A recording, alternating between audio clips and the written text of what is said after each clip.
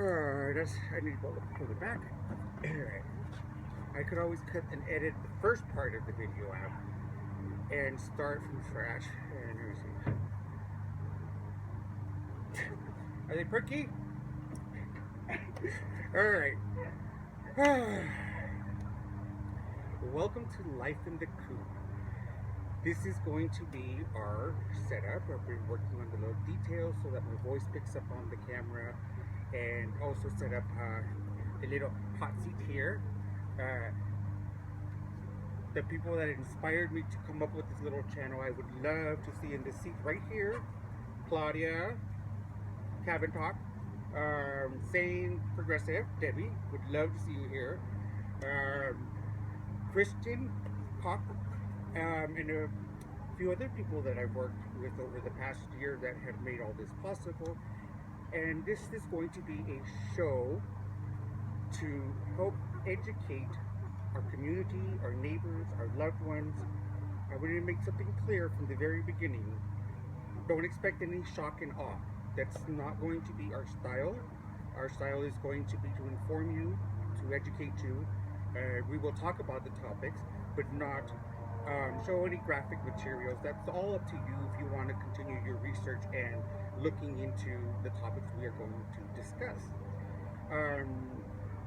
What we are going to discuss in Life in the Coop is gardening, and how is it that we get back to our roots and what we were meant to do, and how do we do it, and how do we help other people. Now, let me back up and how all this got started, and how we wanted to start growing our own food. You all have seen the little video where I basically felt like human cattle for 12 years in school, going through the cafeteria lunch line. And we all know that story. So where we're going to go, the direction from here on out, is we're going to talk about our food. Because since this has started, I have had the revelation, I should say, of we are not connected to our food. And that's a big problem, because if you by chance just have to grow your own food to survive, can you? Also, on that note, would you be able to cull your own chicken or your own beef? I know that sounds way different. Those are the proper terms that we are to use in this business industry. But I know for one thing that if I had to cull my own chicken for dinner, I would seriously reconsider the meal unless it was absolutely necessary. Now, where we're going to take this is, one of the segments is going to be how the environment affects our livestock, our plants, and most importantly, us. There's this huge, not a debate, I would say just difference of opinions. Me myself being diagnosed bipolar, manic depressive.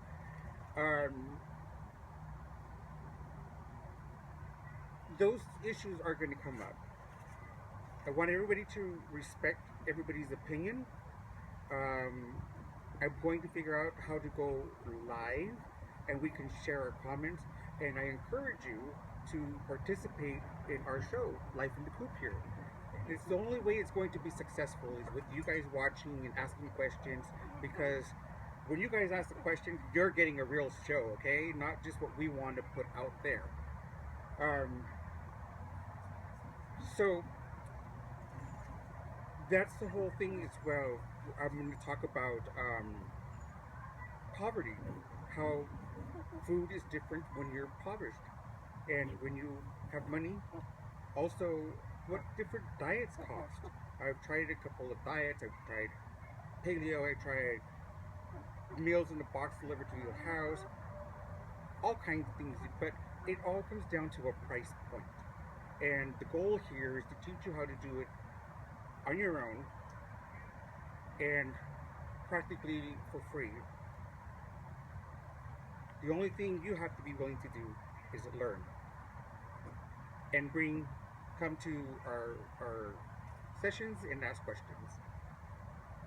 That's what you do, and that's how I say the way we change the world is by paying attention to what we eat.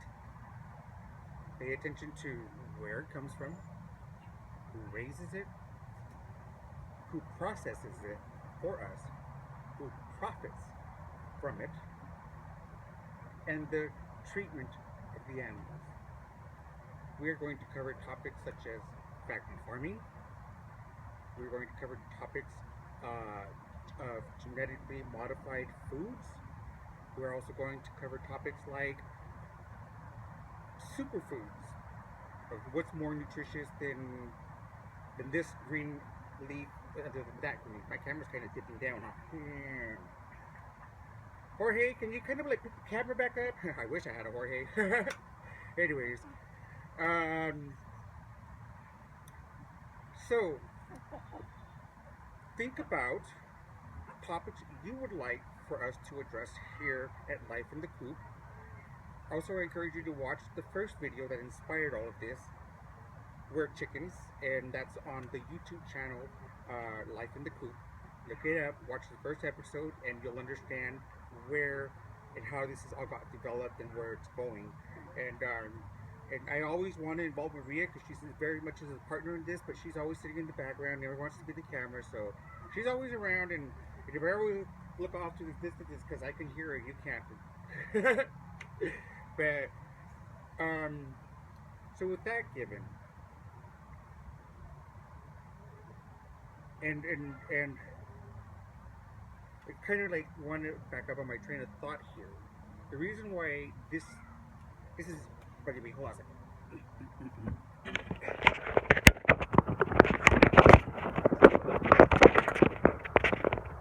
There, I think that's going to be much better. Yay! There, I'm not cut off on the frame. Okay. When we were campaigning for Bernie, there was a lot of, I would consider, key members of the community that really drove a direction. And some of these people that I noticed, it's a lot of hard work. They worked, most campaigns, you work 1 year prior to the campaign. For Bernie, they were working 2 years prior to his campaign, to the election. And they're tired. I see it. Oh my goodness, the chickens are just hilarious. They're having a cockfight over there. But anyways, I want to talk about how important, huh? Yeah, the chickens were having a cockfight, there's nothing wrong with that. It's the cocks and a rooster. Okay, we'll also cover those terms when we get into Chicken 101. Yes, that's how serious we are about that here. So getting back to that is that activism, how you can be a part of it. Because this show, I'm not going to lie to you or sugarcoat it. It is part activism, but I'm not going to show you the shock and awe and the core. What my responsibility is to bring you the facts, the research, the presenters, and the issues at hand. That's my responsibility. Your responsibility is to read up, do more work, ask questions, and participate. And that's how we start changing things around. Also, it's okay. You have to take a break in activism. You have to. Because you just get to a point where you're putting so much out, right, Maria? And you're putting so much out, and then you find yourself at a Bernie rally or at a march, and it's just taking everything out of you. And from that point on, it's so hard to get that gusto again, but you keep going and going and going, and you really wear yourself thin. And on top of wearing yourself thin, when you are part of activism, many different areas of your life stress out as well. I'm going to speak from my personal experience. My friends and relationships, some have changed. I'm looking to see if the little number ticker's still going. Nope, it's not going. Fuck. Oh, it still is going. I need my glasses. Yikes.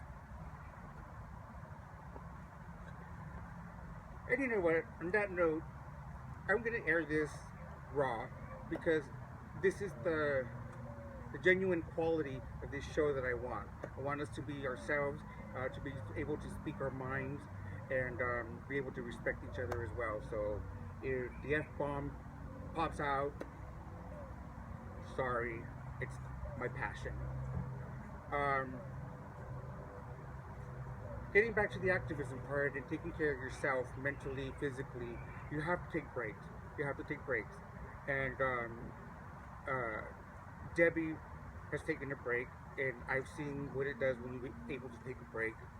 And Debbie sharing that this election was a strain on her relationship is what makes it easier for me to talk about the same thing, about how it was a strain on my marriage as well, because when we have the same ideas and we're going to vote for the same person, and then when one person starts changing their viewpoints and bringing facts, it it it does a number. It does a number, and we'll get more into that as we go into our shows. But it's important to take care of yourself, and also remember when you're doing an activism, you are presenting a new light of things that people might not like, um, and that's okay. It's not how we do things; it's how we say things is what matters. So, Claudia from Cabin Talk, I would love to have you on our show. Um, we can talk about the prison industry, because essentially, even though this is life in the coop, this is a prison right here. They get cells, a running yard, and a yard, hours at a time. In a sense, you can go that bleak and look at it that way, or you can look at it the ways that I choose to look at it. It's life in the coop with the chickens and the hens, and we try to give them the best life as possible, making it a symbiotic relationship the way things are supposed to be with our animals. And so, if you see one knock over the camera, it's life in the coop. We're on their turf. So Claudia is the one that. So these people inspired me to do this channel. And thank you, because I'm stepping up so you guys can take your break. And when you guys see me getting tired out, stressed out, and I take a break, these two seats will be right here for you to have a show. It's just the way it has to happen. I can't sit here forever, and no one can either. So let's see where this goes.